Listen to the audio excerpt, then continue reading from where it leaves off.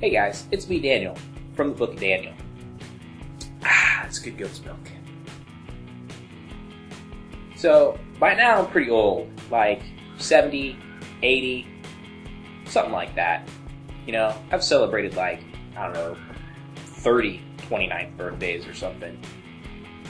Been in exile for a really long time, and I think we're on king number 3 at this point. It's kind of ridiculous, really.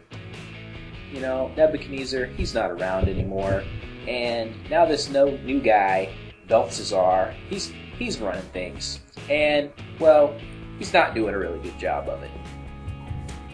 But one day, he decides he's going to throw this big old party, and he invites a lot of people, you know, some friends from here, some friends from there, crazy Uncle Joe's there, and they're having a good time. Then he decides he's going to bring out this golden goblet. Now, this thing, it was in the temple in Jerusalem, and now they've got it at a party, everyone's dirty lips are on it, and this is God's goblet right here. It's just not going to end well. They pulled this goblet out, and this hand, out of nowhere, just appears and starts writing graffiti all over the wall, and King, he's so freaked out by the whole thing that he just falls down. Like one of those fainting goats. Just...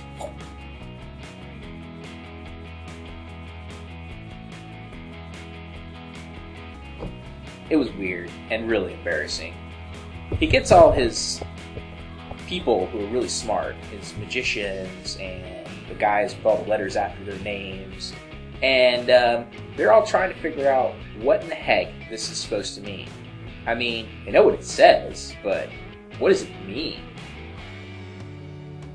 Some woman says, "Hey, I've got an idea. Why don't you get that Daniel guy?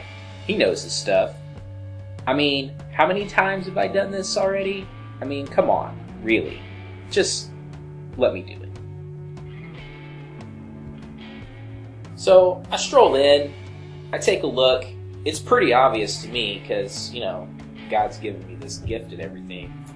But I'm like, dude, basically, this is a quote from a movie. You've been tried and found wanting. I mean, that's pretty ominous. God's got it out for you. He's really appreciative and everything, even though the message isn't really that great. And he tries giving me all these jewelry and robes and stuff, and I'm like, no thanks, dude. I'm really kind of a t-shirt and Crocs kind of guy. Maybe if he would have been humble and learned his lesson, like Nebuchadnezzar finally did, that God would have let him stay in power. Maybe. Then, not that much later, that night, alright, he gets whacked, mafia style, by the Persians. And the Babylonian Empire, done. It's not like he didn't know everything that God had done already. I mean, look at Nebuchadnezzar. God puts people in power, God takes people out of power. Better represent.